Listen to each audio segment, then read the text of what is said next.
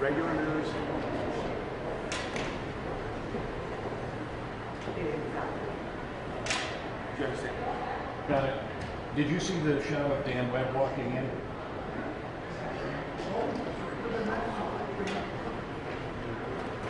You did? Yeah, we were being fed back live. I don't know if there's anybody back there to cut that and turn it around. I mean, we should be seeing Smollett here shortly.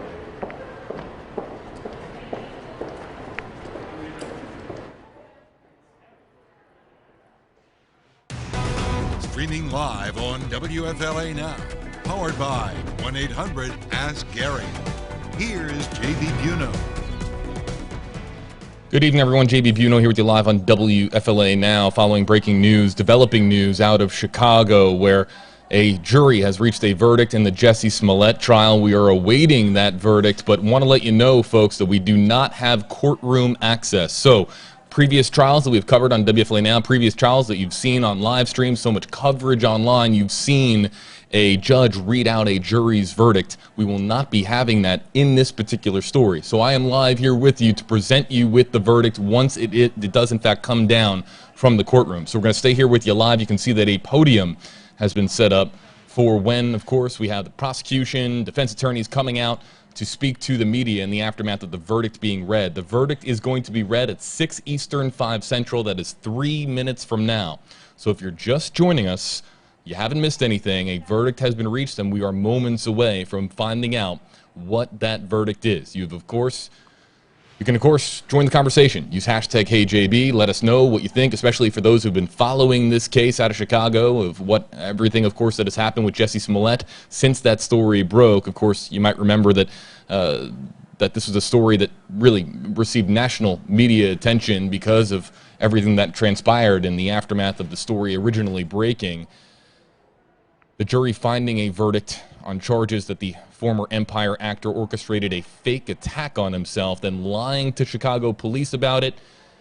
This verdict is expected to be read aloud in court in moments. Now, the jury deliberated for about 8 hours, Wednesday and Thursday, after about a 1-week trial in which two brothers testified that Smollett recruited them to the fake attack near his home in downtown Chicago back in January of 2019. They said that Smollett orchestrated the hoax, telling them to put a noose around his neck and rough him up in view of a surveillance camera, and that he said that he wanted video of the hoax to be made public via social media. Now, Smollett testified that he was the victim of a real hate crime, telling the jury that there was no hoax. He called the brothers liars and said that the $3,500 check that he wrote them was actually for meals and workout plans. His attorneys argue that the brothers attacked the actor, who is gay and black, because they are homophobic and that he didn't like who he was, quote unquote. They also allege the brothers made up the story about the attack being staged to get money from Smollett, and that they said that they wouldn't testify against him if Smollett had paid them each $1 million. So again, we're moments away from that verdict being read aloud. So if you are just filing in on Facebook Live, YouTube Live, hello to our YouTube audience, as well as those of you joining us on WFLA.com, the WFLA app. This is a high-profile case, the case of JUSSIE SMOLLETT, of course, JUSSIE SMOLLETT, who of course you remember from his fame on the show Empire, and we've got still a lot of people still filing in here. I'm seeing a lot of commenters joining us. You can use hashtag HeyJB as we await the verdict, and then perhaps we'll try to read some comments thereafter. But I think that after the verdict is read, we're going to promptly hear from the prosecution, defense attorneys. That's why the podium has been set up here. I think that we also have access to some other news feeds or news camera feed. So let's show you some of the other feeds that we have. I'm not sure what this one is. This is also from Chicago, and I think that this is just showing an exterior shot outside the courthouse. So we'll stay focused on the shot that we have here, which is directly outside of the courthouse, right near the front entrance, where inside this courthouse, in moments, if not right at this very moment, the jury's verdict is being read aloud, the verdict in the trial of former Empire actor, again, Jussie Smollett, who, again, accused of orchestrating a fake attack on himself and then lying to police about it. Police in Chicago, you might remember that press conference. I do. The press conference where police came forward and said that basically there was more to this story than meets the eye, according to police. So again, the jury deliberating for about 8 hours across 2 days, and we're about to find out here in moments what that verdict is going to be. I'll step off the microphone for a second. Let's turn up the audio from Chicago. I'll read some hashtag KJB questions and comments in the Facebook Live comment section, as well as the YouTube Live comment section on WFLA Now.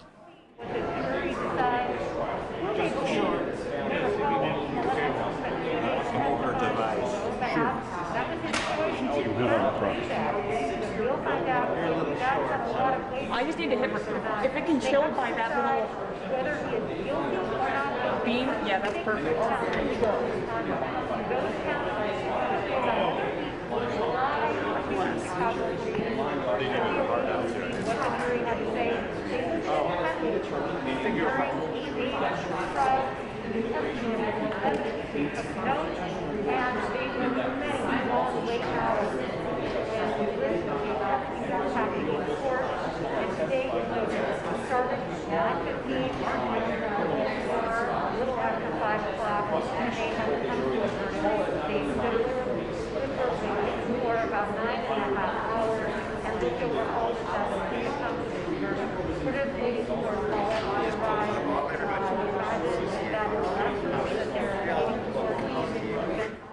Again, JB here with you live, everybody on WFLA Now. Again, starting to comb through some of the hashtag KJB comments that are coming in. For those of you just finding us, maybe on your news feed, maybe you're clicking on this link via Twitter, maybe you're finding us on YouTube. However you're joining us, you haven't missed anything, but want to be very upfront with all of our audience here. We do not, based on, of course, every state is different, every county is different, every judge is different, with just the amount of technology and the amount of media presence that can be present in a courtroom for a particular trial. We do not have, and no one has, to my understanding, there is no interior camera feed that is going to show the verdict being read aloud, as you've seen in so many other high-profile cases. We were live, of course, for Kyle Rittenhouse, was one that recently, of course, comes to mind, where we had a live feed from inside the courthouse. This is not that case. So what's going to happen is, likely at this very moment, if the judge is coming back in and the jury is being filed into the courtroom, they're going to read the verdict aloud, and then you might hear an audible reaction from the folks that have gathered here outside of the Chicago courthouse as to whether or not it's going to be guilty or not guilty. We're going to find out what that verdict is within moments. I will then read the verdict aloud based on the information that comes into our newsroom from court reporters in Chicago, inside the courtroom itself. And then, of course, we'll feature your reaction using hashtag KJB to what you think of the verdict. After that, after we have the initial news breaking and some of your reaction here on WFLA Now, we'll wait for, of course, prosecutors, defense attorneys, whether Smollett himself, whomever is going to want to come forward and speak at this podium. You can see the Chicago press. They have their microphones ready, their makeshift podium ready, because right after they exit, attorneys and those who are in the courtroom, when they exit the courthouse, this is where they'll be, right here in front of the microphone, and they'll be given the opportunity to speak. And we expect to hear from a lot of people in the aftermath of the verdict being read. I'll step away for 90 seconds, gather some of your hashtag KJB comments as we are again awaiting the verdict that is being read aloud within moments inside the Chicago courthouse in the trial of Jussie Smollett.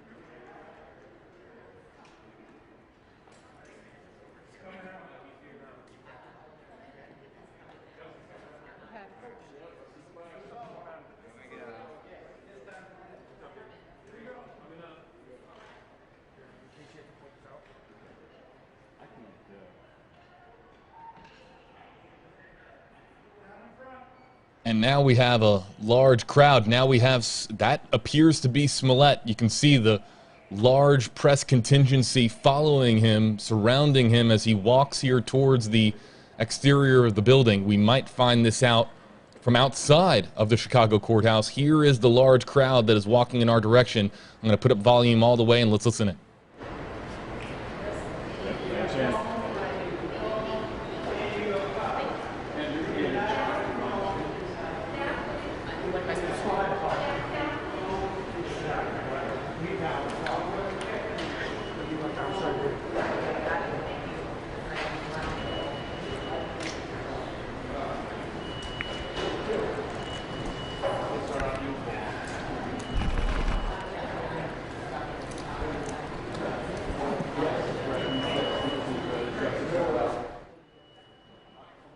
So interesting, never been to this courthouse in Chicago.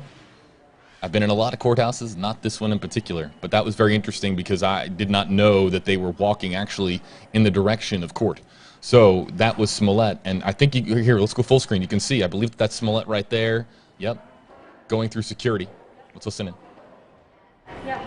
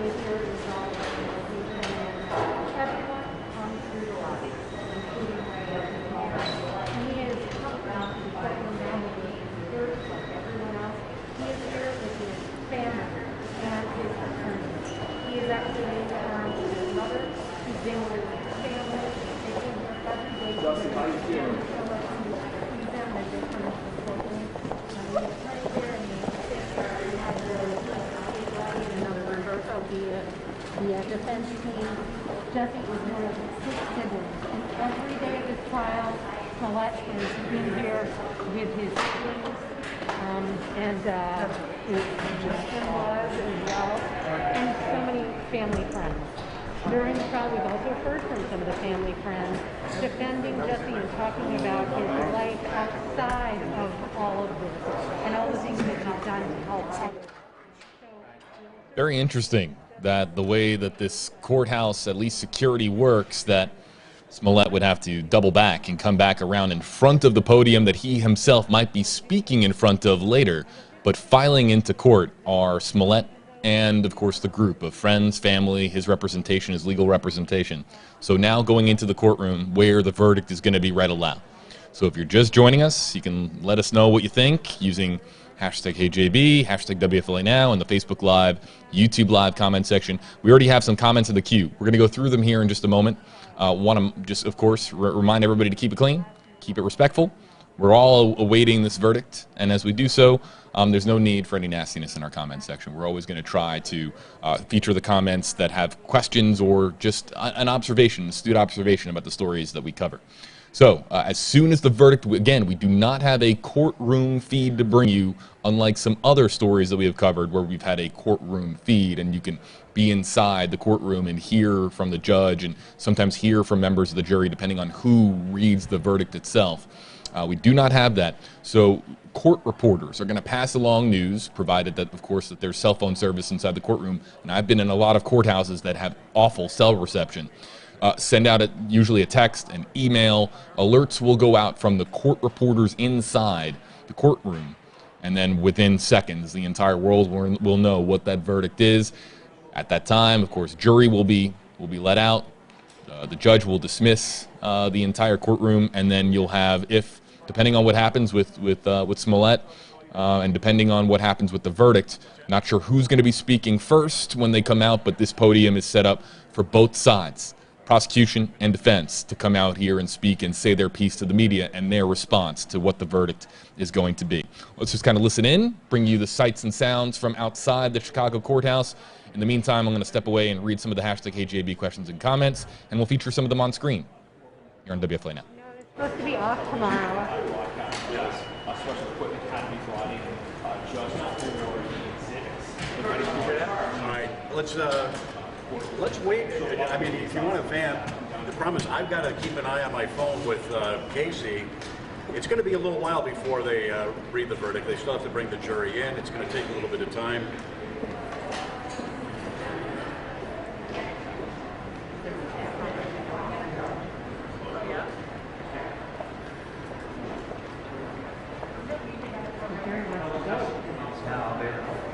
Sounds good. Yeah. And I'll let you know when we're getting indication that the verdict is about to be read.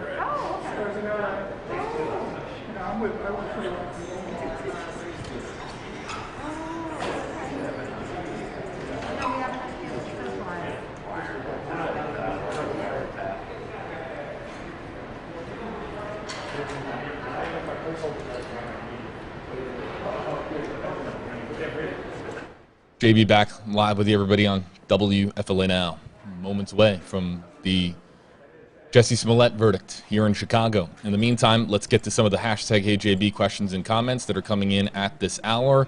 As we await that verdict being read aloud inside the Chicago courtroom, we can have a conversation with you and talk about the stories that we cover. That's what we do here with interactive journalism on WFLA Now, and those who have been with us here before on stream know that that's what we do here on our streaming product. Let's get to this one from Taylor Cash on YouTube. Hello to Taylor and our YouTube audience. Hope everyone's having a good evening. Taylor saying, hashtag HJB, what are the exact charges? I'm going to bring up my notes here. And Smollett, 39 years of age, is charged under Illinois' disorderly conduct statute.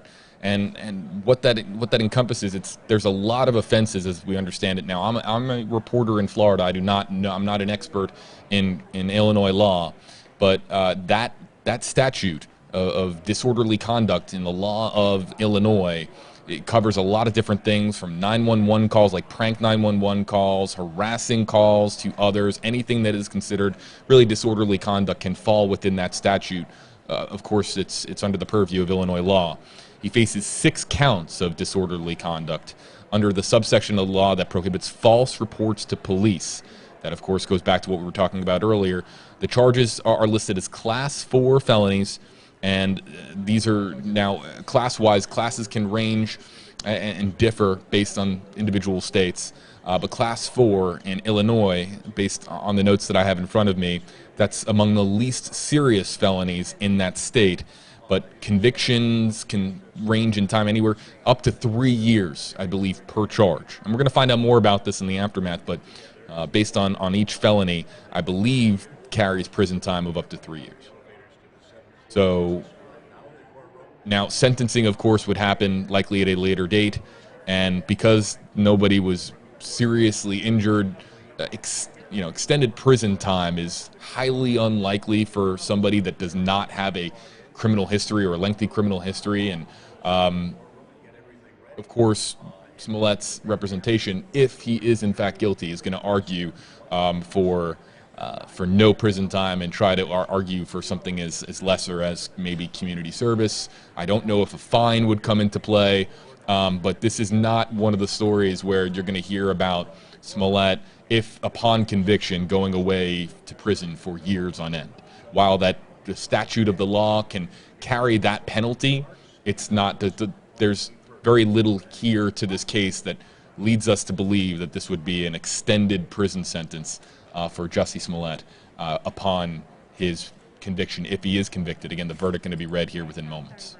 So again, we'll read some more questions and comments with hashtag HeyJB. So that one was from Taylor. Taylor, thanks for commenting along here with us. Let's go to Facebook. Hashtag HeyJB. Are all Chicago cases private for the verdict, or just this one? It's a great question, and I don't know, but it can vary so many times by district. Courts, of course, vary, and the rules of particular courtrooms can vary by district, can vary by courthouse. So we do not have the interior courtroom feed to bring you, and I don't know if that's a Chicago thing. I don't believe it's a Chicago thing.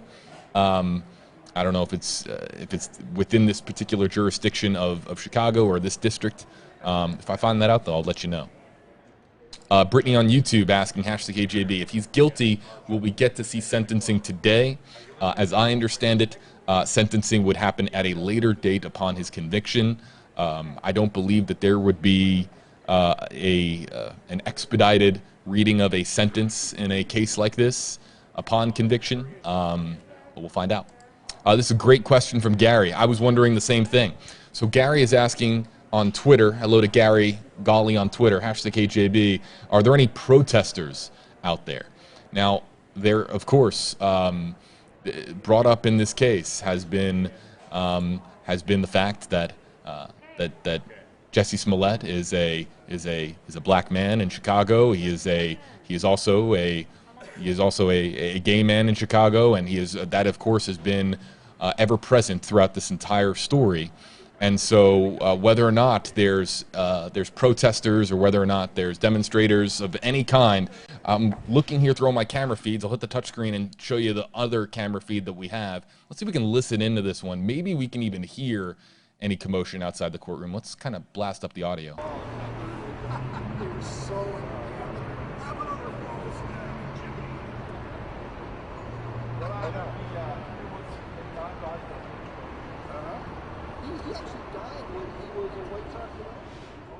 You do hear some of that commotion, but it doesn't sound as if this is...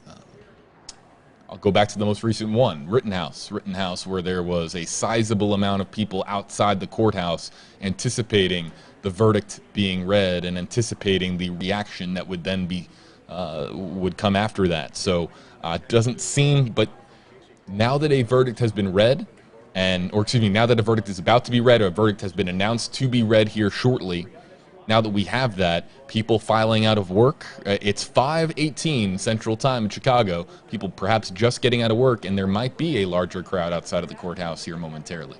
Or is it just not that type of case where people care enough for there to be massive crowds of demonstrators? You tell me. Let me know in the Facebook Live comment section. You can use #KJB. Do you expect there to be a large presence of demonstrators outside the courthouse for the reading of the verdict and for the response soon thereafter? Let me know. Have you read the verdict, and then the verdict forms are given to the judge looks them over, and then the court clerk actually reads what the verdict are.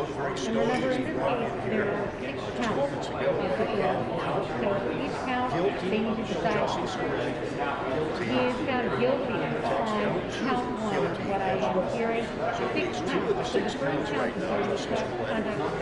Guilty on count 2. So there are 6 counts. So you're having all the verdicts being read Monday, hearing them in Monday, one to let you more than getting them. So 2 out of the 6 verdicts are guilty, and count 3, guilty again. So on half the counts now, Jussie Smollett has been. Hearing that a verdict is imminent, folks, stand by. So there are 3 more counts of disorderly conduct. I'm told from my colleague in the courtroom that Smollett has offered no reaction, no even expression in hearing these verdicts being read. So 3 of 6 counts he is found guilty on disorderly conduct. 4, guilty. You might be hearing some of the Chicago reporters reading out the verdicts. Let's see if we can read it here ourselves. We're following several reports, and I'm following some of the court reporters. Count 1, guilty. Count 2, guilty. Count 3, guilty. Count 4, guilty. Stand by for a breaking news alert, everybody. Jussie Smollett found guilty on all 4 charges. Guilty on count 5. So 5 of the 6 counts he is found guilty. So we're waiting for the reading of this last count. Again, he's charged with 6 counts of disorderly conduct, and each of these counts relate to an alleged false report that he gave to police. Guilty on count 5. We are waiting for the verdict on count 6. So he's guilty on 5 counts and not guilty on 6 counts. However, it's a big win for this special prosecutor's office because they only needed one guilty So count. far, we They could have been understand found that guilty on Smollett 5 counts and reaction guilty on in 1 court. and He guilty on has 5 been is with essentially the same thing. So again, Jussie Smollett, just not guilty on guilty count on 6. 5 of So the 6 6 counts against Jussie Smollett. He is found guilty on 5 of the 6 counts of disorderly conduct. Those counts refer to what he told police after this. Well, now we can call it a hoax. This is what the jury found. That he was found guilty of criminalized police and making a false police report. So remember, this case wasn't about whether he staged an attack, staged an alleged hate crime. That's not what this was about. This became a crime once he told police officers that he was attacked. And once he filed a report, knowing that it was a false police report. What we know from the testimony that was given, from the evidence that the jurors heard, and I heard it, and my colleagues heard it, those of us who were in court, we shared it with you in these days. Breaking news on WFLA Now. Here's JB Buno. Jussie Smollett found guilty on 5 counts of disorderly conduct in Chicago. We're standing by for reaction from outside the Chicago courthouse, where again, the former Empire actor found guilty in the hoax trial dating back to, of course, the hoax that we've been talking about since early 2019. Hey everybody, JB Buno here with you live on WFLA Now, getting in the news that 5 counts, and excuse me, I misspoke a moment ago. It's 5 counts total found guilty of disorderly conduct in Illinois, in Chicago, moments ago. Now, in seconds here, or maybe minutes, we're about to see the folks come out of the courtroom. The jury is going to be let out first, and then, of course, everybody else will be let out of the courtroom, judge first, and then we'll have prosecution, defense coming outside of the courthouse to offer comment if they choose to do so. We'll, of course, follow the news and show you some of the reactions, some of the shots that we have, but really there isn't all that much to show you based on the feeds that we have here. We have this shot, and then we also have this shot. We're going to read your hashtag HeyJB comments. What do you think of the verdict? Let us know. I'll read some of your comments aloud, provided that I can. If you use hashtag HeyJB, we can feature your comment interactively on WFLA Now. If you would like for me to not read your comment, just do not use that hashtag, and we'll let your comment just continue to scroll up on our screen. Live on WFLA Now. That was a dry run. And then we heard from the Osendero brothers, and actually Olo Osendero is in court hearing this right today. And the Osendero brothers said no. They were in the car with Jussie at his request. When he said, come in the car, come with me, and we will do a dry run, and I'll show you where we need to meet and what we need to do. He gave $100 in cash to the Osendero brothers. The jurors saw video of the Osendero brothers buying the supplies for this attack. And he gave a $35,000 check to Bolo Osendero. Bolo Osendero is actually a boxer. He's not in town right now. He's at a match. But his brother, Bolo Osendero, is here.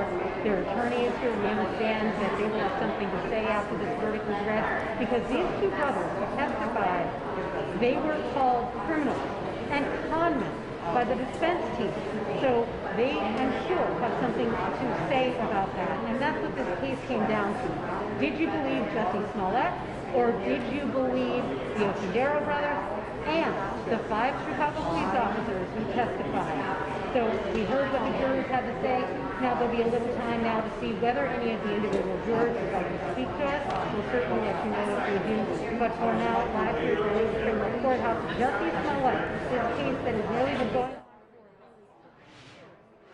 Guilty on 5 of the 6 charges is, of course, Jussie Smollett, former Empire actor, considered to be very popular on that series for those who watch the series Empire, and now, of course, being found guilty. The trial, of course, reaching this point, the verdict being read aloud moments ago. The former Empire actor accused of orchestrating and now convicted of orchestrating a fake attack on himself, then lying to Chicago police about it. The jury didn't take all that long to deliberate, perhaps as many as, I think it was 8 hours. Let's kind of just go over the case first. There's a lot of folks that are trying to remember back to 2019. it can be difficult when you're thinking pre-pandemic now. But let's kind of go over exactly the case itself. Now, the jury deliberated for a total of roughly 8 hours across 2 days.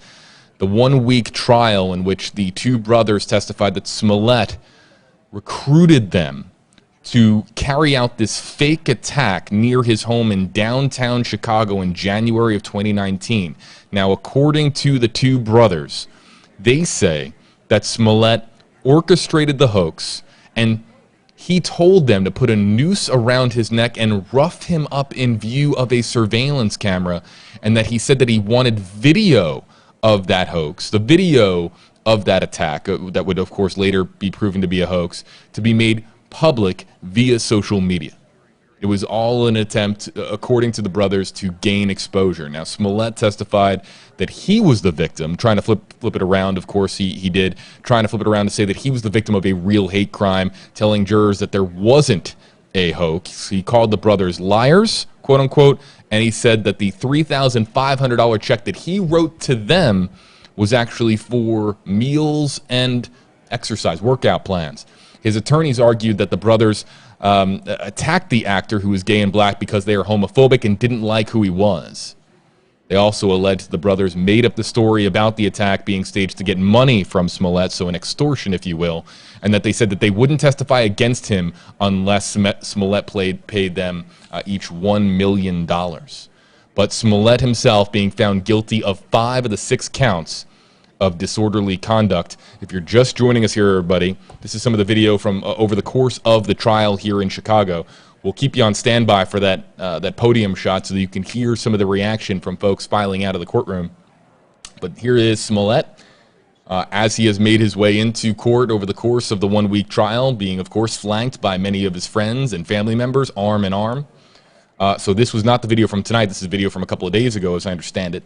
And the 2-day jury deliberation culminating with the verdict tonight. There is Smollett over the last week. So let's get now back to the podium shot, and we'll read some of the comments that are coming in here, everybody, live on WFLA Now. Carrie Wall Carroll, hashtag KJB, saying highly unlikely he will do jail time. Carrie says, slap on the wrist. We do not know what the sentencing is going to be in this case until, of course, there is a sentencing hearing. But legal experts have said that it is relatively unlikely that he does long periods of jail time. Now, if you're, of course, his defense attorney, you are going to argue for what Carrie is calling, I think, what many would describe as a slap on the wrist. But everything's relative when it comes to crime and when it comes to the laws of our country. Everything is relative, and it's very important for us to remember that. But Carrie here saying slap on the wrist. Now, would a slap on the wrist to you be community service and a fine?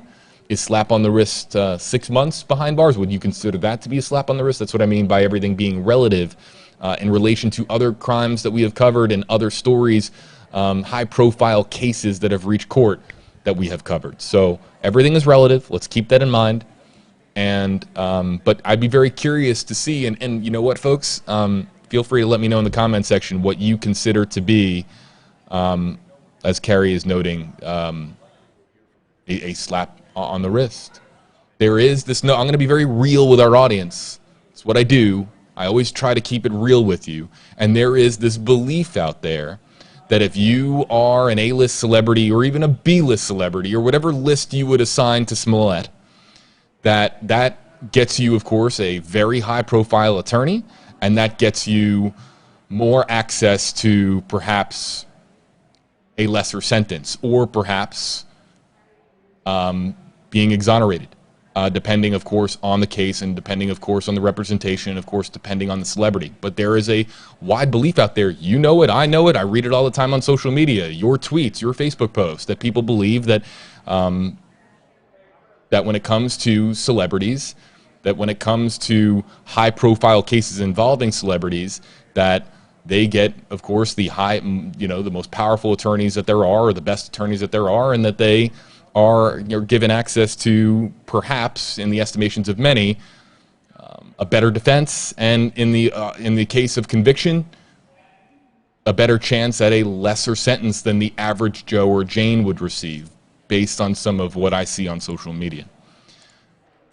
Do you agree with me? Do you agree with others that are saying what I am repeating to you? Use hashtag HJB. You can let me know. Deborah's saying hashtag HJB. I do agree with the verdict. The evidence was overwhelming, in my opinion, says Deborah. Deborah, thanks for your comment. David Ross saying hashtag HJB. This is very sad. Although the verdict is obviously the right one, he ruined a great acting career. He was the best one in the series. It is just plain sad that he felt the need to do this, says David Ross. We're moments away from folks filing out of the courtroom, including, of course, all the attorneys that we expect to hear from here momentarily. So if you're just joining us and you want to hear from the attorneys on this case, you want to hear from perhaps friends, family members, whomever is going to come up to this podium and speak, we're about to find out who that is going to be when we're about to see a very large contingency of courtroom members, the entourage that you saw walk into the courtroom flanking Smollett. We're about to see now exit the courtroom, and it'll be very interesting to see who steps up to the podium. I think it's more likely that you have Smollett's friends, family wanting to speak, and Smollett's side being said upon exoneration. But here we have guilty on 5 of the 6 verdicts. So who's going to speak? How long are they going to speak? What kind of questions are they going to answer? We're going to find out. I'll step off the mic for a second. We'll take some more hashtag HJB questions and comments as we await the courtroom being emptied after JUSSIE SMOLLETT being found guilty here in Chicago.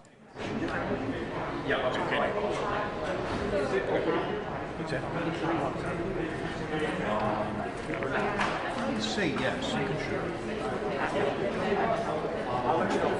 If we're live, though, I'm not so sure. They'll probably bring him out the back way. This guy just set up here.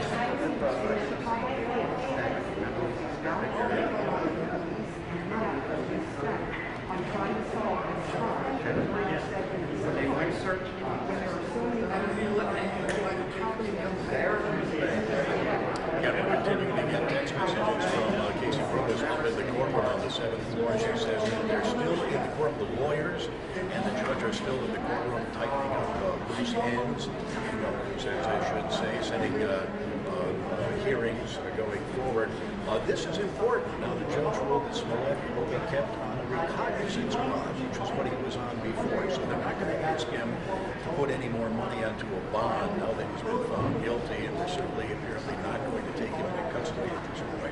The lawyers are consulting over a date set on Zoom to discuss post-trial motions. It apparently will be next week. They're going to Zoom.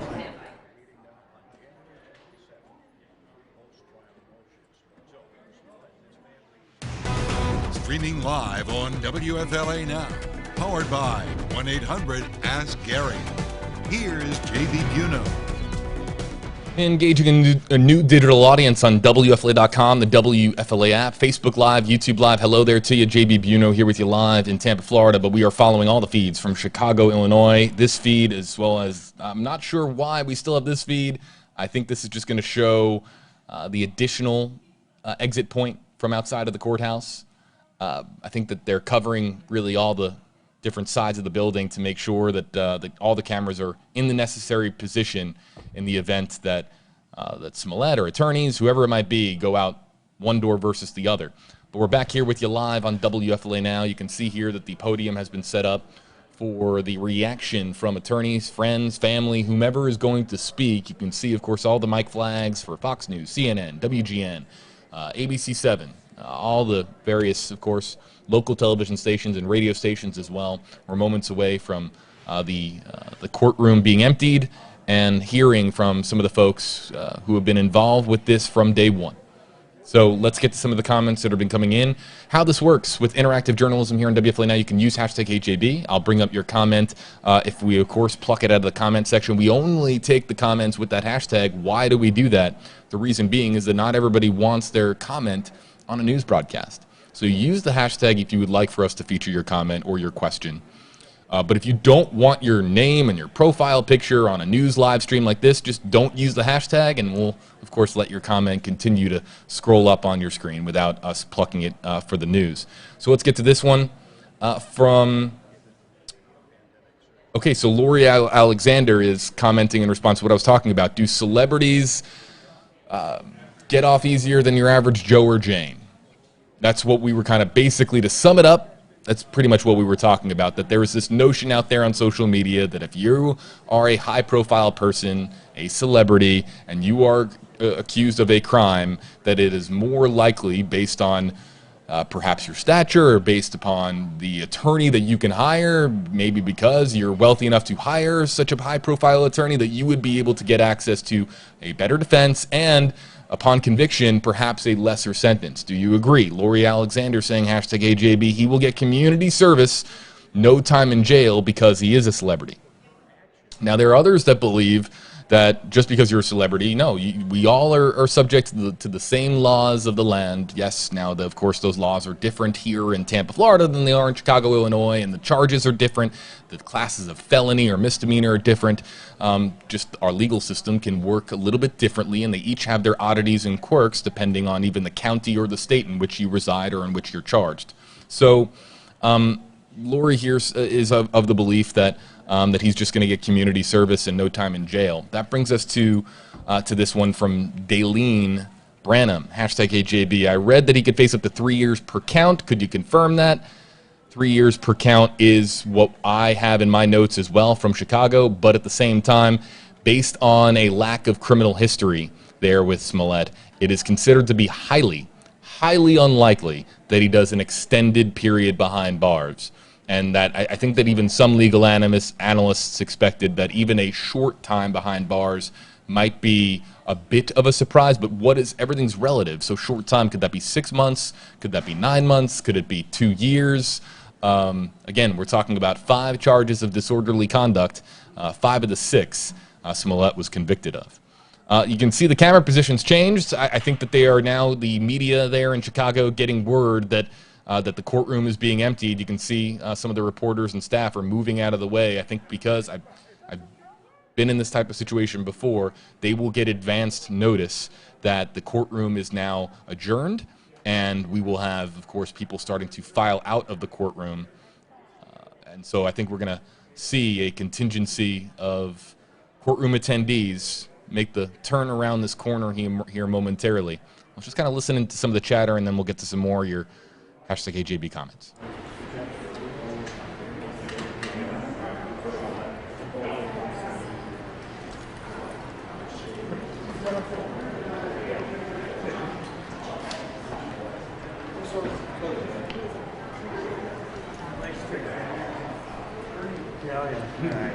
Could you say right here for me?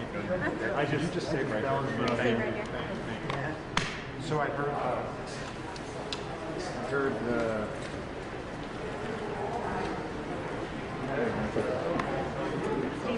Stacy. Yes, Stacy's name. I completely lost track. Yeah. 2 kids. 3 now. 3? Oh my God. You guys keep in touch? We do. Yeah. Not that often, but yeah, it's been a while since we caught up. And something like you got a stare. She's so good through the graphics now. Suzanne said he has to stay in Alabama like forever because he's probably not going. For first school with the first kid? Yeah, yours got married. Got married? 2 different couples. Oh, a different guy. Okay. Italian vet. Oh, that's right. Father of number 2 thing. So, yeah, she's haven't seen her. You need like to watch the books. You're still Are you still in Chicago the whole time? Yep. In the state politics. With an immigration. I have the same thing. Yeah.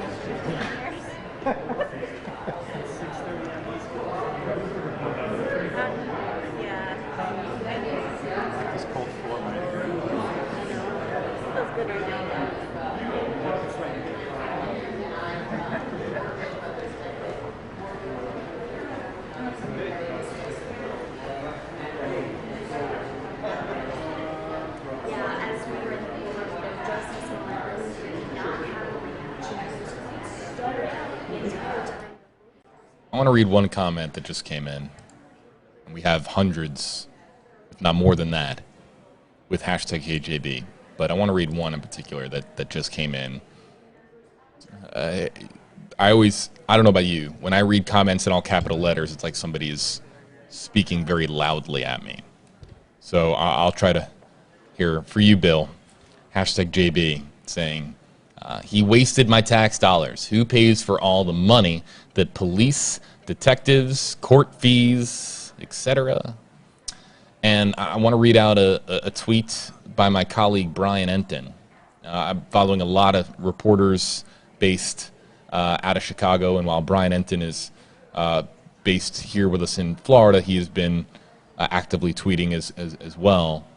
And Brian saying that Chicago police, they spent more than 3,000 hours investigating, and there was just the cost of overtime, $130,000 in a hate crime that, upon this conviction, is a hoax in the estimations of the jury. It's a lot of money. So there were commenters earlier talking about whether or not there's going to be any form is there going to be a fine and what the fine amount would be. That's a six-figure number for you from Brian Enton, $130,000 in just the overtime. So to the commenter here from Bill, that's the money for police and detectives, not including court fees and not including just the pay themselves for the detective. I mean, that's just overtime. So will there be a financial component to sentencing? Will there be a fine designated by the judge? Janice Bollinger, going to find out here whether or not Smollett, we're working on that as well. Let's get to this comment. Yeah, no, this is the one. Michelle Scarberry, hashtag HJB, when is sentencing? Hopefully going to find that out here shortly. Melvin Gelinek, hashtag HJB. Actually, I don't believe that celebrities or at least politicians are subject to the same laws of the land. He's responding to what I was talking about. Certain politicians can easily get away with things that nobody else would be allowed to get away with. This is what I'm talking about. There's this belief on social media. It goes beyond social media. It's just that there's been this long-standing belief in this country that if you are somebody that is high profile, whether you're an actor, a singer, a celebrity of some kind, or a politician, that the law applies differently. Now, the counter argument to that, of course, would always be that if you have a considerable amount of wealth, then you are able to hire the best defense, and the best defense is able to, defend you from prosecution better than a public defender or an attorney that would cost less. Of course, that's the notion that has been out there for so long, for decades. It's nothing new, but it really just comes down to what you believe. If it was a similar crime if it was the same crime and the same charges and the same circumstances for somebody that wasn't a celebrity, would the legal process have played out differently? I can assure you that media attention would be far different. That is something I can speak to. The reason that Smollett is getting this amount of media attention is because he was on Empire and he was an actor. He was a relatively high profile actor. And if this same situation had unfolded with your average Joe or your average Jane, is it going to have Fox News, CNN, and every major network in the world, or every major network at least in the country, outside the courthouse just waiting and putting up this live feed for just someone to come by outside this hallway? Absolutely not. So there's certainly a media element that comes into play with celebrity court cases and celebrity arrests. However, do the laws of the land apply differently to celebrities than they do your average Joe or Jane. That's up for our commenters to determine, or at least based on your opinion. It's up to your opinion, and don't be, you can of course share, and if you'd like to share, you can use the hashtag if you'd like. But yeah, Nadine is, we're talking about, you know, a six-figure sum. Nadine Molina, hashtag HJB. I believe that they might give him a fine that would pay the city back for all the costs to investigate this false crime. I don't know what Smollett made. Does anybody know? Anybody know what he made on Empire? That was, I mean, that was his climb to fame, so to speak. That was what he was most known for. When people refer to Smollett, they refer to him as the former actor on Empire. But I don't know what his salary was on that show. That's not something I have in my notes. So would $130,000 be a sizable chunk of his change? I really don't know. I don't know. I don't know what his net worth is. I don't know how much he made on Empire. I don't know how much he has spent. How many times do we talk about celebrities who make a lot of money and like to spend it? Let's look for some more hashtag HJB comments. We'll put up kind of the audio here. Want to give you kind of the sights and the sounds outside of the courtroom here in Chicago. In fact, let's show you this shot and just kind of listen into this one. I believe that this might be the rear exit. It's another entry or exit point at the building, but much more quiet here than we have from this shot, where all the media are gathered. And around this corner at any second, we're anticipating all courtroom attendees, many of whom we imagine will be speaking in front of the microphones here and reacting to Smollett being found guilty on 5 of 6 charges in the hoax trial, back from the hoax dating back to January of 2019. I'll look for your hashtag HJB comments as I step away for a moment here on WFLA Now.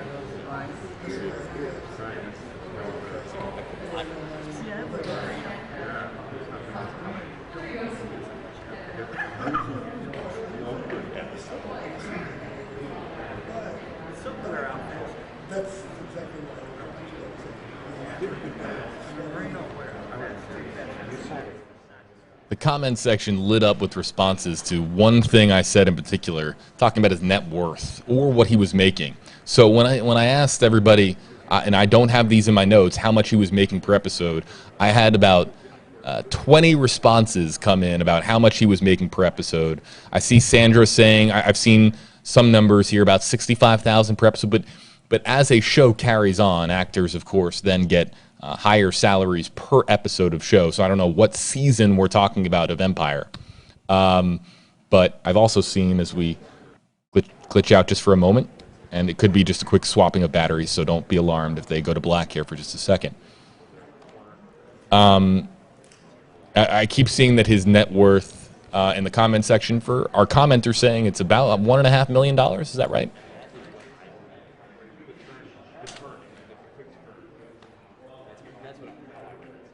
But again, the net worth only tells one part of the story, because yeah, you might have made $1.5 million, but if you spend half of that on a house, and then you buy another house for your mom, and then you buy a Lamborghini, and then you buy representation for court for one of the most high-profile cases affecting a celebrity in recent years, all of a sudden, where is your $1.5 million?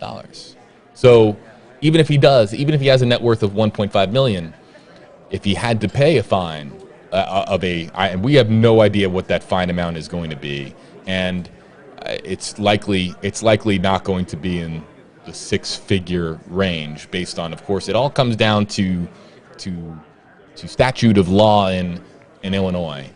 You know, what is deemed an appropriate sentence by the judge in this case upon the jury's conviction.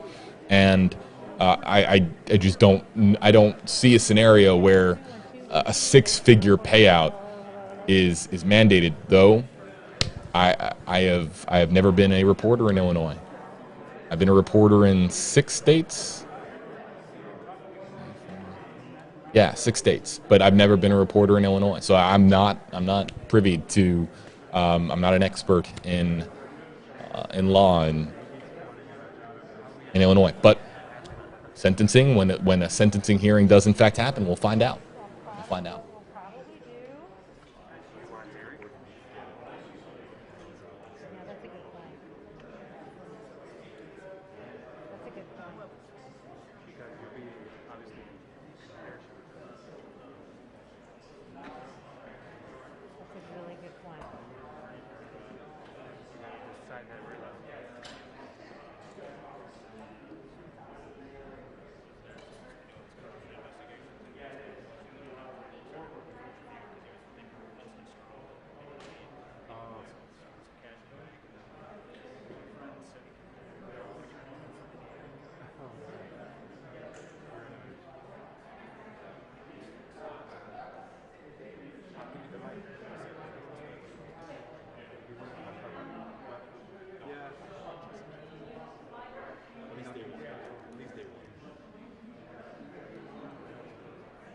Okay, I'm live over there.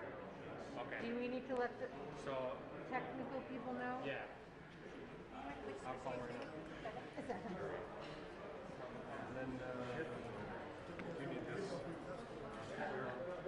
No, I was gonna move it out of the way. Good night. How do you feel?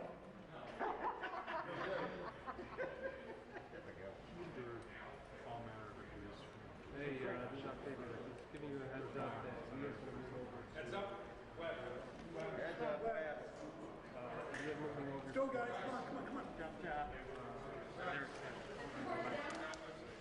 Now we're seeing more of courtroom attendees come out in Chicago. Let's listen in. Come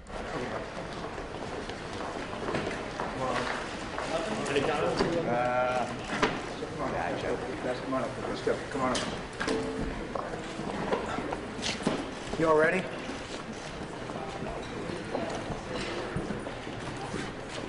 So, during my closing argument, I told the jury that I thought the evidence was overwhelming, that in fact Mr. Smollett had faked a hate crime and then lied to the police about it, and then compounded his crimes by lying to the jury during the course of this trial and insulting their intelligence. That's what I told the jury in my closing argument. With the resounding verdict we just received from this jury after 1 day of deliberations, in which they found Mr. Smollett guilty of virtually all charges of doing exactly what we said he did, of reporting a fake crime to the Chicago Police Department as a real crime. That verdict was a resounding message by the jury that in fact Mr. Smollett did exactly what we said he did. And what I think is important about this verdict is that a lot of you from Chicago know that it was a couple years ago when the court system came to me and wanted me to become special prosecutor because there was a feeling that things that had happened in the past, that there never was a public trial, and that this controversial events that occurred regarding Mr. Smollett and what he did to this city and what he did to the Chicago Police Department never had a chance to put it in front of a jury and let a jury decide, after hearing all the evidence, whether what Mr. Smollett was right or wrong, because it's very controversial. I agreed to do that because I felt it was also important for the Cook County judicial system to get a trial. Whether we won or lost the trial was not the issue. What was the issue is that what Mr. Smollett had done in this city should be aired in front of a public trial where all the evidence that comes out, all the talk on social media may or may not be true, but the true facts I thought needed to come out, and we did it. And we became special prosecutors, and the rest is history. We've now won this case, and I want to point out that there's an enormous effort was put in when I agreed to take the special prosecutor role. That meant that my law firm became special prosecutors, and the men and women around me right now in the last 2.5 years have worked so hard to develop the evidence, present it to a grand jury, go through a pandemic, wait to get a trial, which we wanted, and finally in the last 10 days, these lawyers have had a chance to present this evidence to a jury, and we've come away with the jury agreeing that they should have heard the case, and in fact he was guilty. Thank you very much. Questions? Can you just confirm for everyone what that 6th charge is that he's found not guilty of? Yeah, the 6th count, well, I'm not going to speculate on why a jury did that, but that 6th count was an event that occurred 2 weeks after the event. So the other false statements were made to the police right on the day of January 29th on 3 different interviews, and that counted for 5 of the 6 counts, which he was found not guilty in every one of those. The 6th count was 2 weeks later, on February 13th, at a police station, and it may be because it was after the event. I don't know what the reason was. It wasn't that significant to our case, and has no impact on the case whatsoever. Do you know which specific charge it was? Was it the aggravated battery? It was, yeah, so the answer is yes, you're right. It was the aggravated battery, which means that there has to be a mask, and we charged that because the police officer testified that that's when Smollett told the police officer he was a mask. But whatever the reasons are, this jury, by the way, this jury worked so hard, and for Mr. Smollett to get up in front of them and lie for hours and hours and hours, that really compounded his misconduct. And quite frankly, when I saw that happen in the courtroom, at least for me, as a trial lawyer that spent my life in the courtroom, we don't expect defendants to do that. Defendants have a right to go to trial. Defendants have a right to argue that their case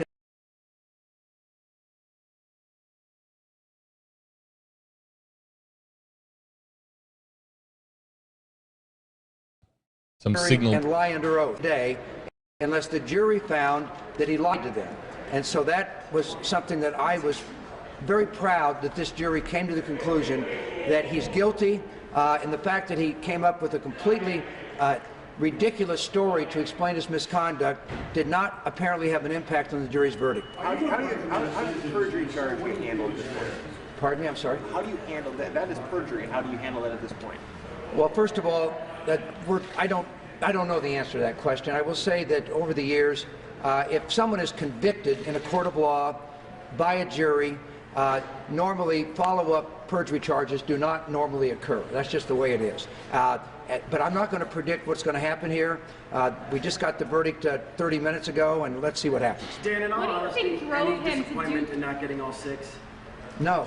I mean, I don't. I mean, look, the fact that you put in 6 counts or 16 counts, when someone is found guilty of 5 out of 6 counts, it has no impact on our case whatsoever and is insignificant. Will you push for jail time? Who's vindication for the Chicago Police Department? So I would like to, that's a good question. Thank you for asking the question.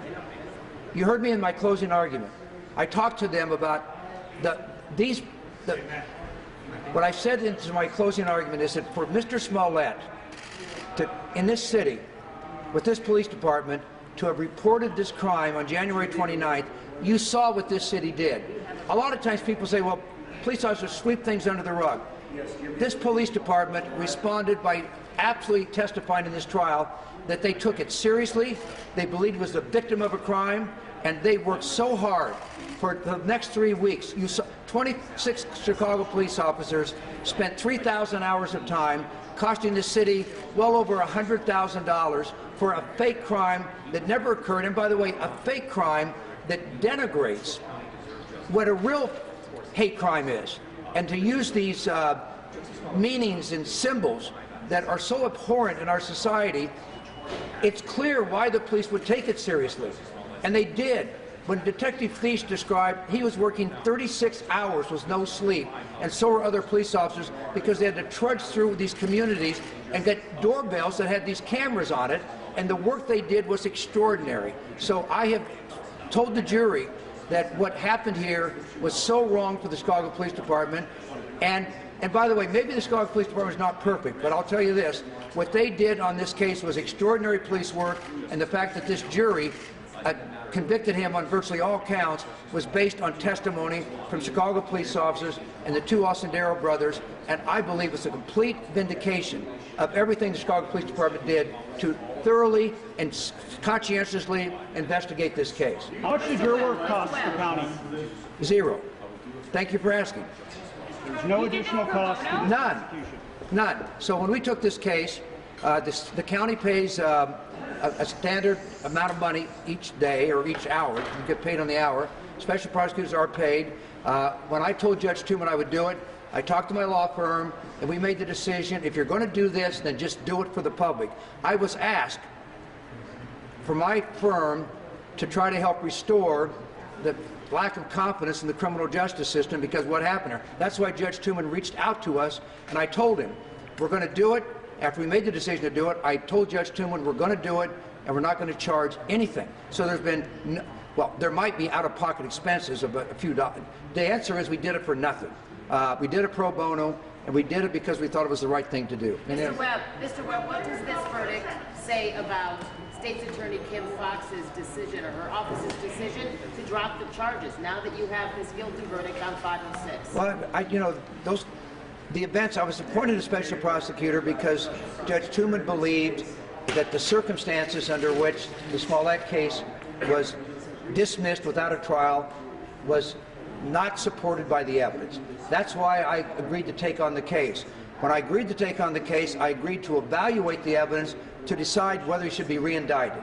It took me 4 months of work, but I decided 4 months later that I thought the evidence was overwhelming, that he had committed serious crimes, and I re-indicted him. But then I had to go to trial and prove it. And my position is I wanted a public trial and let a jury decide. Now that they've decided that Smollett should have been convicted, I believe that we in the Special Prosecutor's Office made the right decision to re-indict him. We made the right decision to take it to trial, and we got a verdict that is obviously a resounding success for us. Well, is this an indictment on her office, though? I'm not going to make comments about that. What happened speaks for itself. Any other questions? What kind of sentence should he get? What? I can't hear you. What kind of sentence should he get? Well, that sentence is an issue. He just got convicted 30, 40 minutes ago, so let's wait and see. We happen to have in this case, one thing that I am proud of is that this court said, we're strangers over here at 26th Street, okay? And we came over here, and the court system has done an extraordinary job. They assigned Judge Lynn, who I didn't even know Judge Lynn before this trial, who did an extraordinary job during this trial. This trial got heated. If you all had been back in chambers for a lot of the arguments we had back and forth with each other, this was a difficult trial for any trial judge. Judge Lynn did an extraordinary job, and quite frankly, the fact that the court system kind of opened its doors to us as special prosecutor, didn't look at us as outsiders, but kind of opened the doors and said, come on over, try your case, you're going to get a fair trial, and we did. And Judge Lynn did an extraordinary job, and quite frankly, he's one of the finer judges I've had the chance to practice in front of. Any evidence in particular that you think stuck with the jury? Well, there's two things that I think stuck with the jury. Number one, I think my basic argument that it is ridiculous to think that Smollett left his apartment on the night of January 29th at 2 o'clock in the morning to go buy eggs. And that's his explanation for why he ended up right at that intersection, right at 2 o'clock in the morning, that the brother said is where he told them the attack should take place. So the fact that it actually happened that way, I think, was pretty profound. I also think that sometimes it's simple things. He actually rigged that rope. After that rope got put on him, I showed the picture to the jury. Pictures don't lie. Those pictures show that he actually, after he went through this fake attack, wanted to make it look better, and he jimmied with the rope to make the noose look closer to his throat and rustled around, because the rope you saw in the courtroom was nice and neat around his neck, because old Osendero didn't have time to do much with it because a car came. And so he ran away. He left the rope next to his face. Smollett got up, put it around his neck, and then when it didn't look bad enough, he changed it, and I think that impacted the jury. That's what I think. Mr. Webb, you said that it was unexpected for him to get up on the stand and to lie and lie and lie like that. You've spent your lifetime in a courtroom. What do you think was behind that? Well, I'm not going to speak. I mean, but let me say this. First of all, Mr. Smollett has a right to present any defense he wants. I just told you that I don't think that lying under oath is acceptable for a defendant. Defendants have a right to defend themselves on the grounds that they haven't been proven beyond a reasonable doubt. They have a right to do that. I don't think they have a right to go on the stand and lie under oath. And so it happened, and I think this will probably be a point that I'll make at sentencing, that not only did Mr. Smollett lie to the police and wreak havoc here in this city for weeks on end for no reason whatsoever, but then he compounded the problem by lying under oath to a jury, which I think should not take place, and I don't expect that to happen in court of law. I just don't. If he doesn't show any sympathy, remorse, let alone an apology, should that affect the sentencing? No, that's up to the judge to decide. The judge is the one that gets to decide sentencing, and we'll let the judge decide sentencing issues. You've got some big cases. Where does this Class 4 felony case fit? I'm sorry, I can't. Go ahead, finish your question. You've got some big cases in your career. Where does this Class 4 felony fit in the grand? Well, I've had a lot of big cases, and this is a big case. By the way, I took this case because I actually thought, if it was true that he lied to the Chicago Police Department about something like a hate crime, when we've got all these social issues in our country, we're trying to make sure that we do the right thing when these kind of bad things have happened, for him to fake a hate crime, fake it, and then cause the police department to spend enormous efforts taking him off of homicide cases and putting him on this case. I thought that was bad conduct. I mean, it was not insignificant. I thought it was serious criminal misconduct that needed to be approached and have a public trial about it. Now that he's compounded his wrongdoing by lying to a jury, which they've obviously determined from the verdict today, he's compounded his misconduct in this city, and we'll let the judge decide what to do. Should he reimburse the police department? Well, that's an issue for sentencing. There's an issue that's always at sentencing about restitution. That'll be a decision that Judge Lynn will get to make. You all have a nice day. Thank you very much. Thank you. Mr. Webb. Special Prosecutor Dan Webb, the first to speak after Smollett found guilty in the hate crime hoax. 5 of 6 charges of disorderly conduct. Smollett found guilty moments ago. Back here with you live, everybody, on WFLA Now. That is your victory speech, if you will, for a prosecutor, or at least we view it as a victory speech. I'm sure for Dan Webb, it's the verdict that they were anticipating, the verdict that they wanted. But you heard him talk about just what has transpired, and we'll talk more about that. Let's see, is this going to be an additional comment?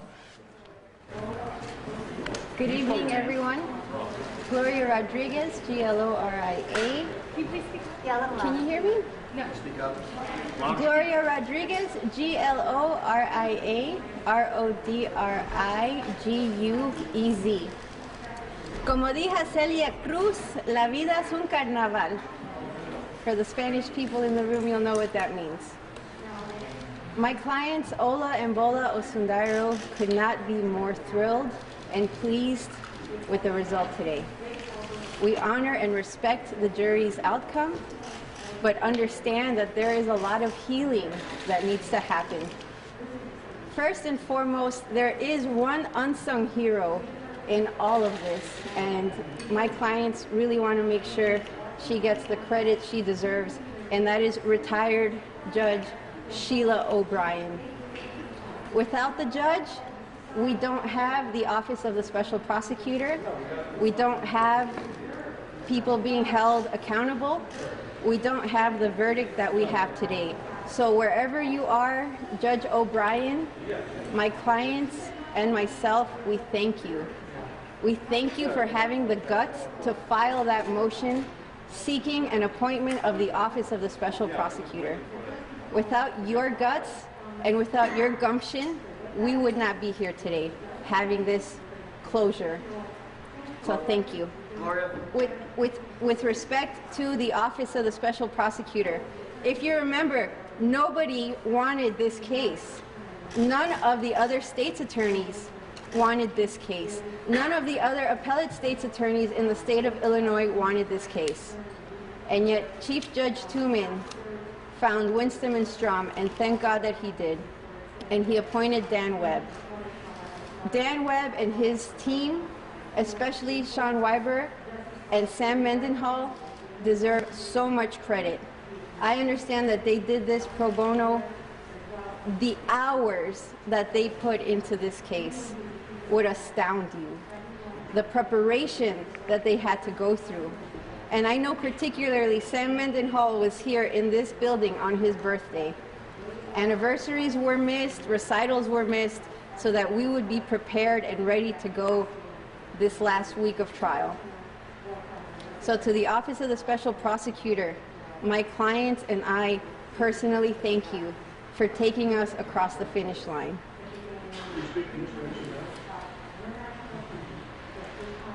To the media, to all of you guys, to the reporters in this building right here, you did a phenomenal job. You guys got it right.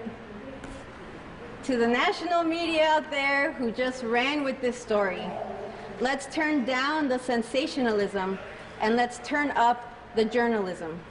You have great role models right here, sitting right here. A lot of people's names were dragged through the mud during this trial. Let's just stop. Let's just leave them alone. Even if they're part of a major network, let's just leave them alone. Let's heal from this.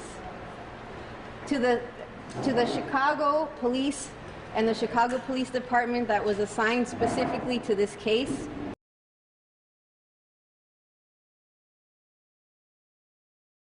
Signal breakup here from Chicago.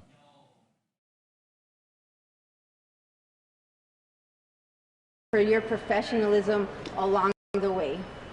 You guys took great care of my clients from day one, and we appreciate that. To the victims of hate crimes, you are still victims of crimes. We support you, and you should know that you should have the courage to come out and report these crimes. Hate crimes or not, they're still crimes, and you should be believed. Finally, to Mr. Smollett,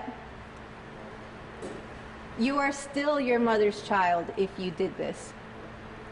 You will still be the person that so many people love you for. Humans are forgiving. People will forgive you. It is time to cut the act. Just come clean. What I know of you in the almost last 3 years of this case, what I personally know of you, interacting with you in the court proceedings throughout the last year, is that you're a warm person. You seem to be a generous person. You always greeted me and my staff. I appreciate that. And I personally forgive you. And I know many other people will too. I don't speak for Ola and Bola on that. They are going to address you when they're ready, Mr. Smollett. But I personally forgive you.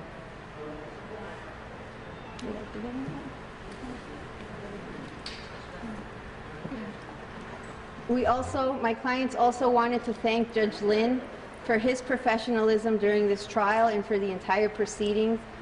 This has not been an easy case for him to try, and he did an outstanding job. His courtroom staff deserve a lot of credit. This was a very difficult, logistically difficult trial to have, and they did an amazing job. The deputies and the sheriffs, I know it was crazy. We really appreciate the professionalism. I will take a few questions, and then my client will make a very, very brief statement, and then we'll call it a day. Will you be considering any cases against Since 2019, you said you were going to cooperate. You said your clients were going to cooperate with this, whatever it took to get to this point. The brother's name was dragged in court, like you said. What does it mean to you, to your clients, that the jury agreed with the brothers? I want to be very clear when I say the brothers, even though they're satisfied with the result and they knew that they had the expectation that this would be the result, there is still a part of them that is hurting.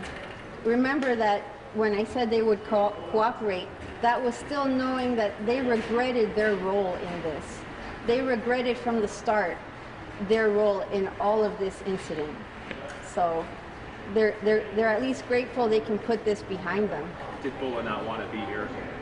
Bola, actually, thank you for reminding me, he's going to be fighting tonight with USA Boxing. He's down in Shreveport, Louisiana. He's been aware. We've been calling and texting him this whole time.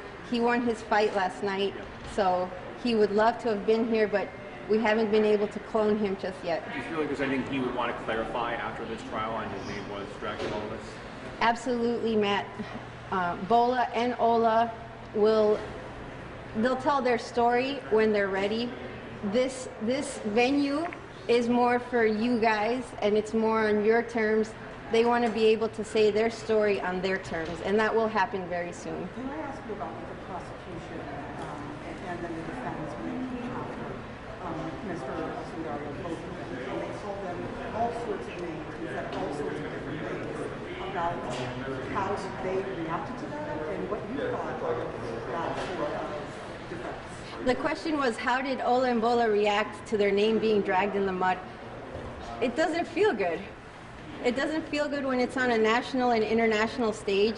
It doesn't feel good when it's at the local high school. Nobody likes that. But it is what it is when it comes to litigation. We understand that Mr. Smollett had to put on the case he had to put on. It's unfortunate that they had to do it in this fashion. I certainly wouldn't have done it that way, but it's time to heal. Bill, did you have a question? Well, I want to ask you about, do you anticipate any legal action against Mr. Smollett as we move forward? The question was any legal action against Mr. Smollett, I assume by the Osundairo brothers? Yes, yeah. We're not even there. That's a problem for another day. We're so tired. These have been long days and hours. I personally still have a practice to run. I have a little baby at home that I can't wait to get back to. She's 12 months old. My son Dylan just had a birthday. So my daughter Tessie turned 5. There's been a lot going on in this case. Any other questions? One of the brothers, Ola Sandero. I apologize if I'm not using my Nigerian accent tonight. I just wanted to wish my brother luck tonight in his boxing match, and Nigerian American lives matter. Anything about the verdict, Ola? Ola, what was it like to see Jussie lying like that? Thank you, everyone. Have a good night.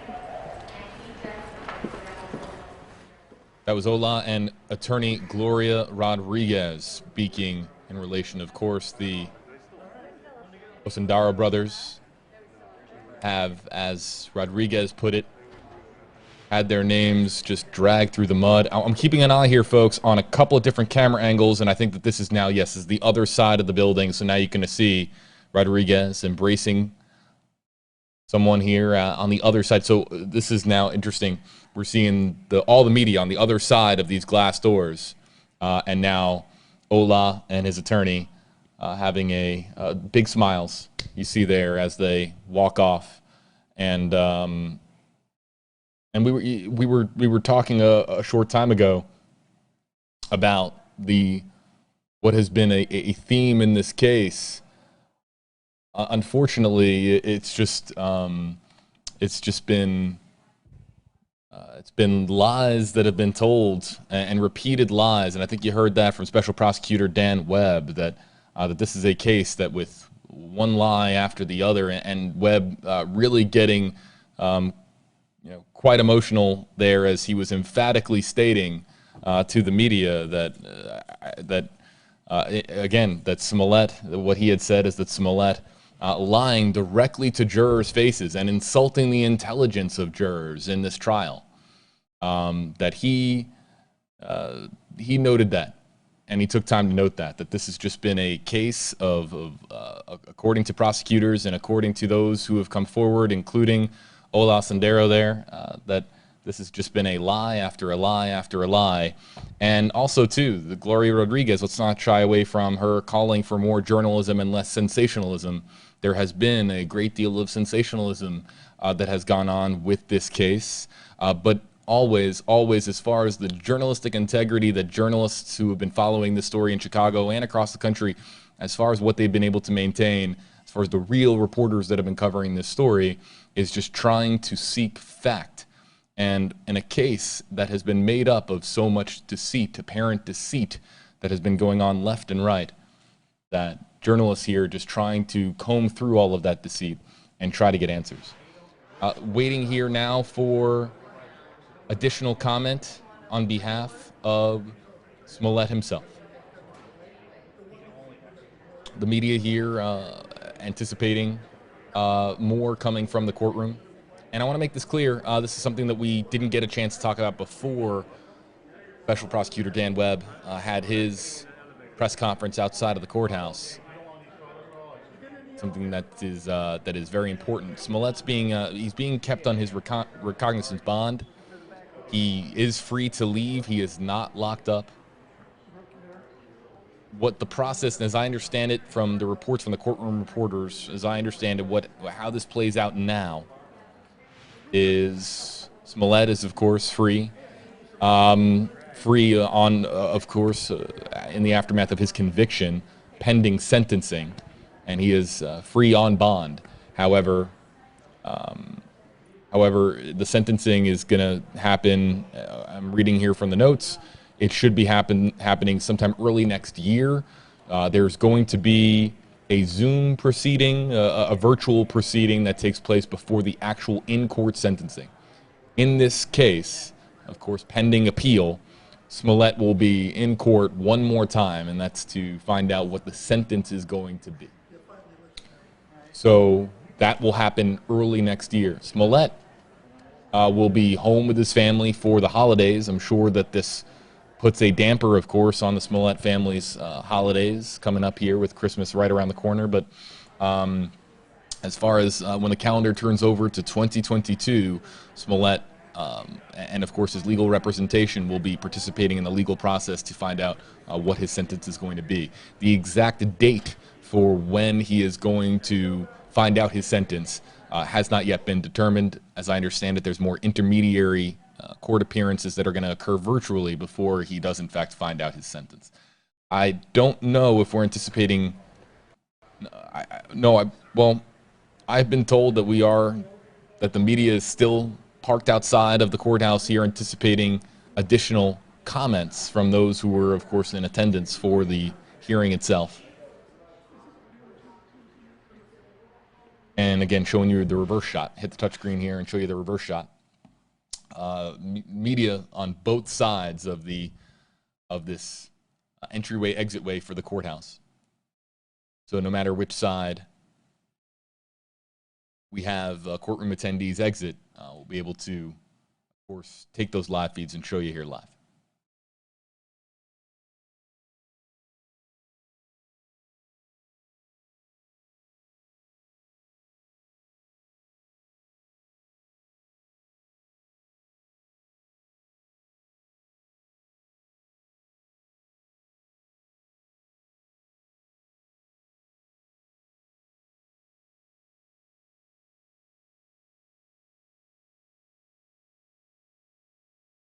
What will the sentence be? Will it be probation, community service? It depends, of course, on state law, of course, but it's going to depend on the judge in this case, and we'll find out early next year. But again, don't expect any sentencing hearing to occur between now and the end of the year. The Smollett sentencing is set to happen sometime in early 2022 based on reports out of Chicago. We're going to stay here with you live, everybody, on WFLA Now. I can read some more, #AJ. Let's just kind of go right to YouTube. I'm going to go to YouTube and just shout out some of the commenters who are joining us. Keep it clean, folks, and I'll try to read some of the comments with hashtag AJB.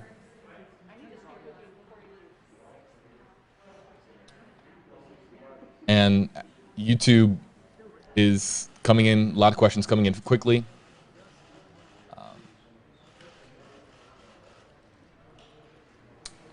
Let's listen in. Is there any comment about the verdict?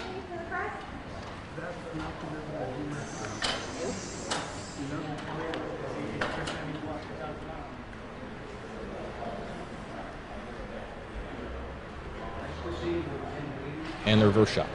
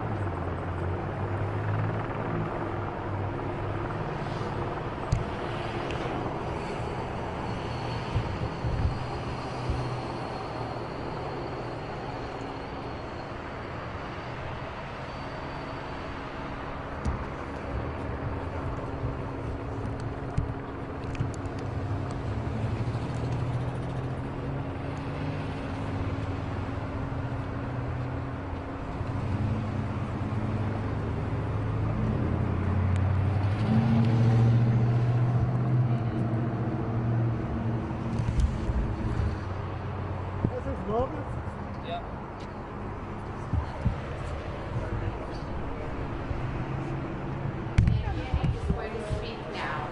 Family members there of Smollett exiting the courthouse. Hold on. And now, and that's all I know. Oh, I missed it.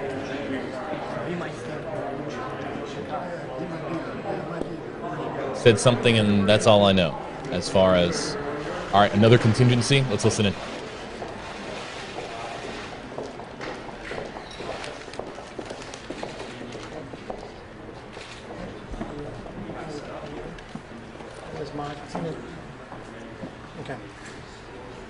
Okay. Obviously, we've heard the jury's verdict. We respect the judiciary. We respect the trial by jury process, so we're not going to criticize that. We're obviously very disappointed. We obviously respectfully disagree with the jury's verdict. The verdict is inconsistent.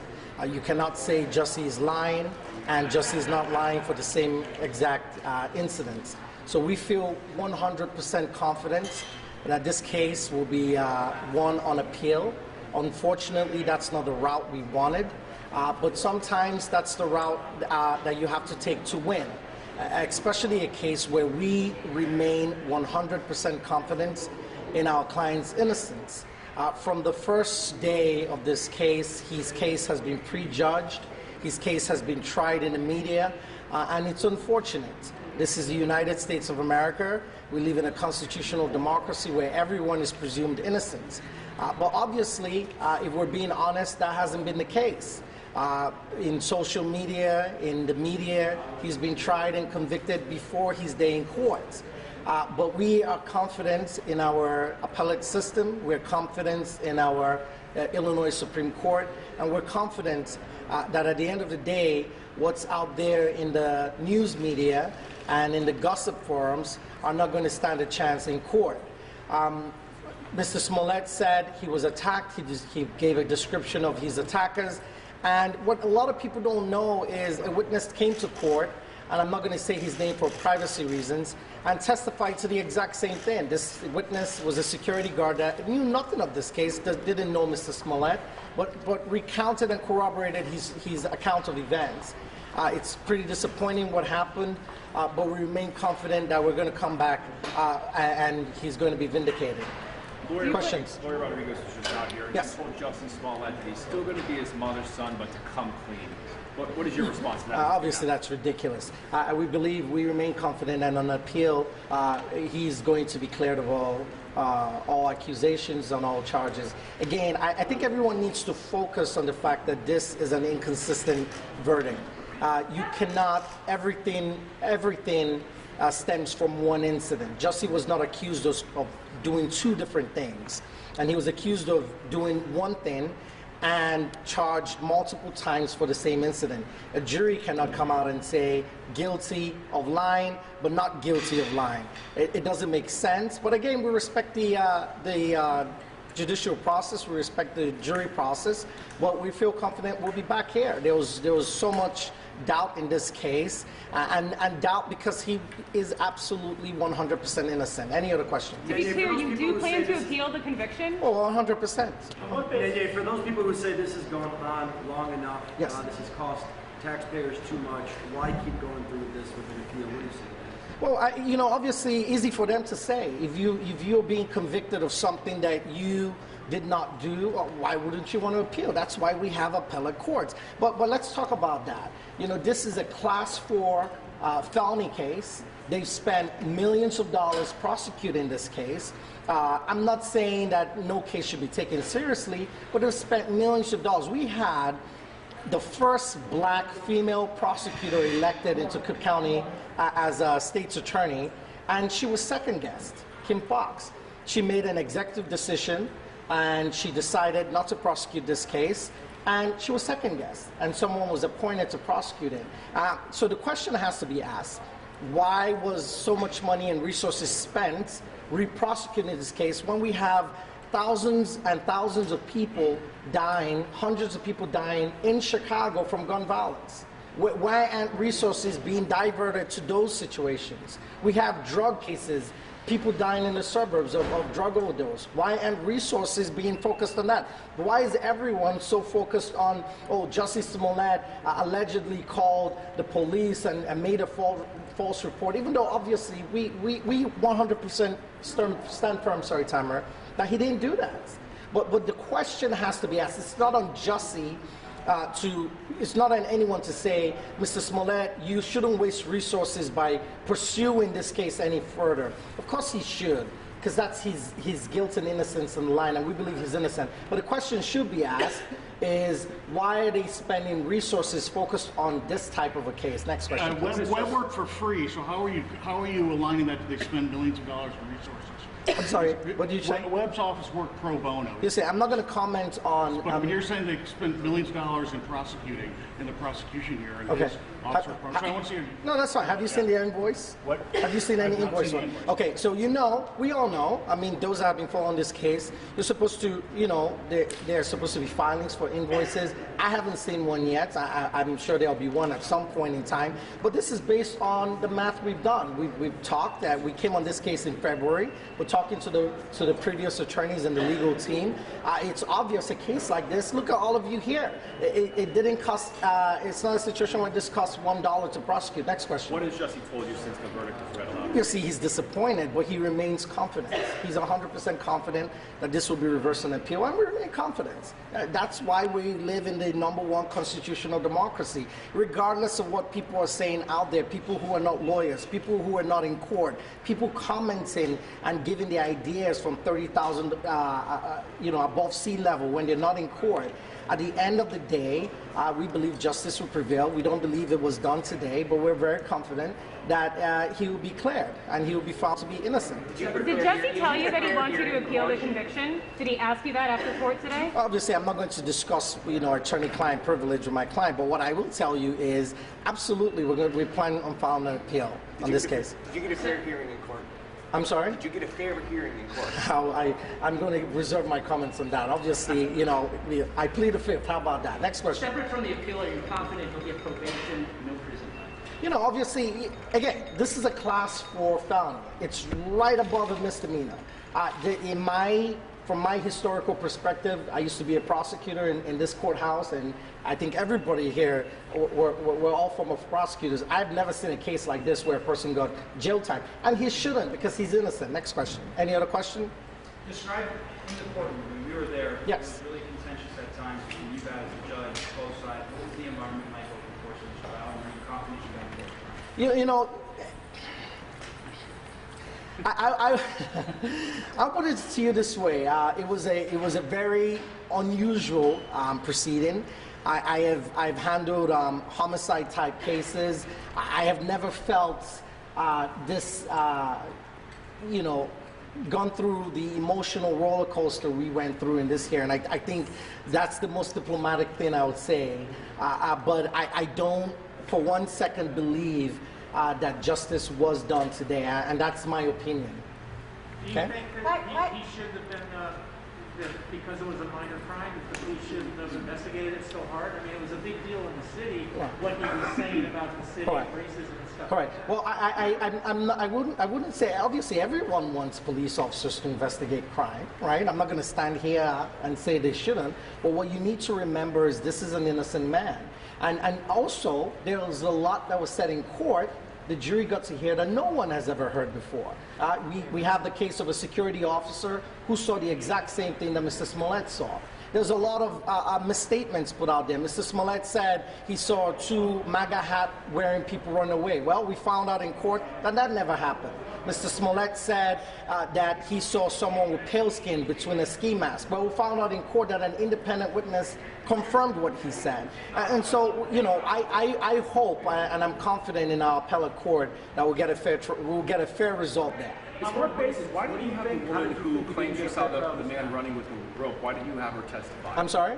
The woman who claims she saw a man running with the rope. Yes. Why didn't you have her testify? You know, a lot of stuff happened in this trial, and I'll just ask you to, you know, Matt, you were in court every day. I watched some of your updates. I will ask you to go back and listen carefully to what some of the witnesses were saying, and that's what I'll put in terms of, you know, how some of them felt on the witness stand. I'll leave it to you that way. Is there a reason Frank Gatson didn't testify? I mean, Frank Gatson is his own person. You know, you can only ask people to come to court. Sometimes you can't force them out of state. Well, we're not going to go into legal strategy at this time. Mr. Is Mr. Smollett still here in court, or is he going to speak? No, he's not planning to speak. And let's be real. Let's be human beings here. He's a human being. He's disappointed. But I will tell you this. I am very proud of him. I'm very, very proud of him. He's holding up very strong. He's committed to clearing his name, and he is 100% confident that he's going to get cleared by our appellate court. And I feel there's so many issues with this case, and for those reporters who've been following this case, nothing I'm saying here should be surprising. This case is seriously flawed. From the initial reception. I mean, should a special prosecutor have been appointed? The answer is, from our perspective, absolutely not. You know, and so that's our position in this particular issue. Yes. Three more questions, please. Special Prosecutor Webb said Mr. Smollett would not have lost this case unless the jury thought he lied to them. Yeah, well, let's put it this way. I'm not going to compare things, but historically, just because of a jury, just because a jury says gives a verdict doesn't mean it's the right one. You know, we respect the jury system, but that's why we have appeals. I mean, if we accepted everything the jury did, we wouldn't have an appellate court, would we now? Okay. 2 more questions. In terms of who actually attacked him, on the stand, Jussie told Mr. Webb that he wasn't sure whether the brothers were the actual culprits. Who does he believe are the actual culprits? Are they still out there? Can you give some shape to that? That's one thing that Mr. Webb then used in his closing to suggest that he was lying. Okay, so you know, this case, you have access to the transcripts. This case is, here's what I'll say on this issue. How is he supposed to know who attacked him? He's not the police department. He's not the Chicago police. He's not the Chicago Detective Bureau, right? He's not supposed to know. They need to do, guys, when you look at the transcripts and you focus in on some of the detectives' testimony, you realize that a quality investigation was never carried out. That's our position. There was a lot of quantity to it, 3,000 hours of police manpower spent, but where was the quality? You had witnesses that were never interviewed. We had to bring in the security guard who corroborated everything Jussie said into court. Nobody brought him in. The prosecution team did not. And so you have to understand, unfortunately, we were facing an uphill battle where Jussie was already tried and convicted in the media, And then we had to somehow get the jury to forget or unsee all the news stories they had been hearing that were negative for the last 3 years. So that's difficult. So at the end of the day, you have access to multiple witnesses that you can go interview. My father was a professor of journalism. You can conduct your investigative journalism and go find his witnesses. Frank Gadsden, you mentioned him. Go find him. Go talk to him. The other two, I don't want to mention their names for privacy reasons, but go talk to these people, right? Because Chicago police, it's our position, should have investigated this case much more thoroughly.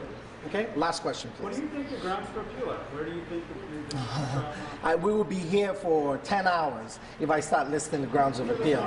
We will be here for a long time, you know, and I'm not going to go through that now. I think I'll save that for my legal brief. Okay? Thank you so much, and God bless everyone. Happy Christmas. Merry Christmas. Thank you.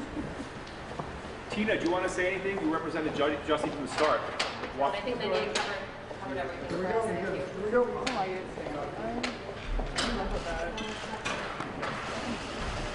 Jussie, what regrets do you have, Jussie? Any regrets? Any remorse? Jussie, what are you telling Chicago taxpayers? And there is Jussie Smollett exiting the courthouse hastily. Let's get the reverse shot up.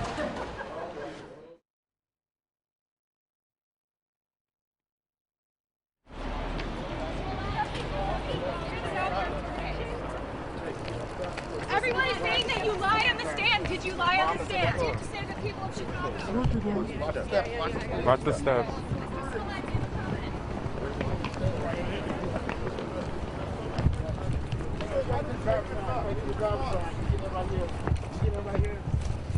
Stop them right here.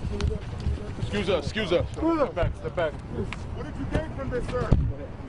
Go on the other side, go on the other side.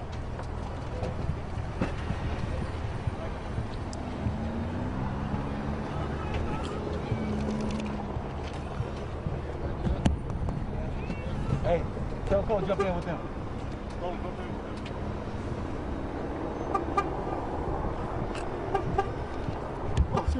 Cole, jump in.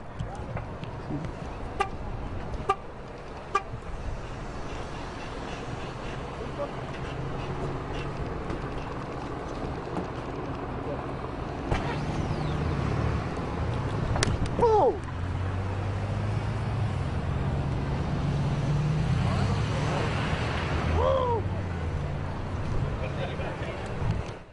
And just like that, Jussie Smollett has left the building and the courthouse in Chicago. This is video from several days ago, but that was the moment. You can see him making a very, very hasty exit, quickly coming around right behind his defense attorney. The moment that his defense attorney said that this is the final question I'm going to be taking, making a quick exit around the corner, not answering any questions, not spending any time near the pool of media that had gathered outside of the Chicago courthouse, and then, of course, making his way into prearranged transportation and leaving the Chicago courthouse in a hurry. I want to note that the response from you, and this is what I do on WFLA Now, in addition to, of course, telling you what's going on, part of what I do is give you some feedback based on what you're saying in the comments section. And the two press conferences that we had tonight, one from prosecutors, who, of course, were in the courtroom as 5 of 6 guilty charges were 5 of 6 counts were read as guilty. And then, of course, the defense. And let me just give you some feedback based on what you have been saying on social media. When we had special prosecutor, Dan Webb speaking, he was talking about how that this was still just such an unfortunate set of events. He was thanking people, and but he was grateful that they had reached, of course, the outcome that they had reached. And the comment section was I would say responsive, some reinforcing some of what he had said. But the comment section during the defense attorney's press conference just a short time ago, the attorney for Smollett. Let me just give you some feedback based on what I saw, based on some of your comments. I saw a lot of commenters across Facebook and YouTube asking, why is he smiling? What's up with the cheeky behavior? I saw a lot of comments asking why is. I think that just his nature and just the way that he came across in the press conference was a bit surprising. I'll just say surprising to our audience.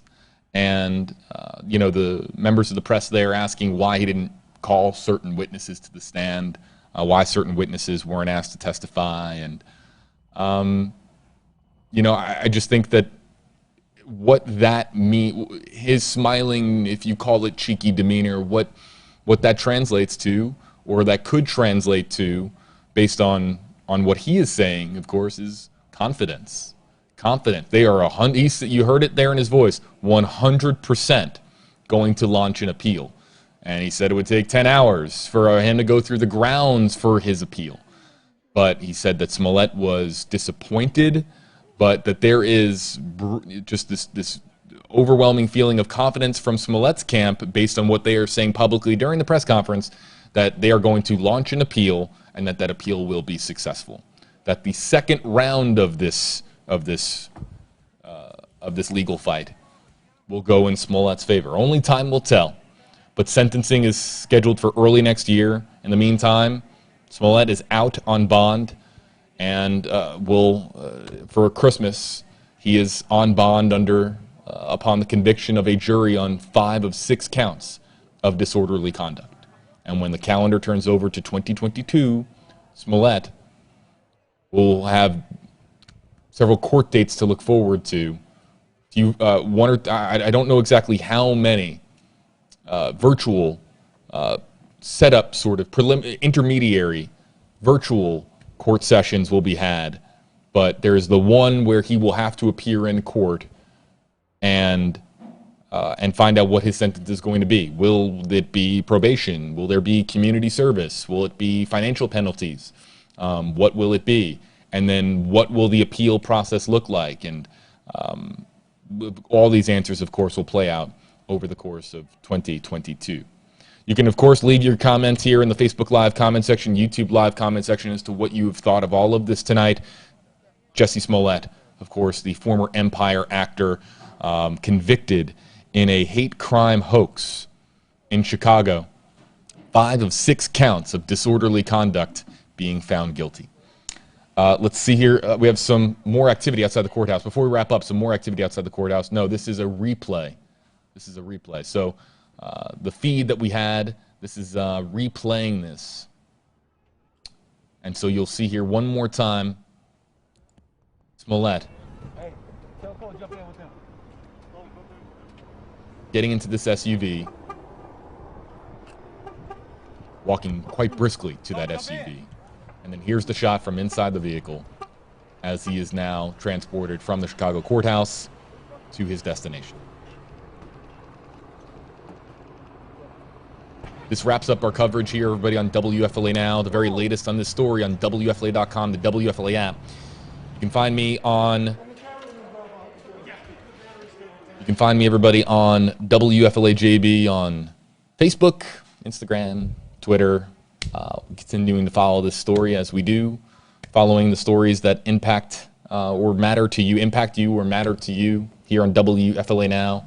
Appreciate everybody hanging out with us. The very latest on this story and so much more on WFLA.com and the WFLA app. Everyone, have a great night out there.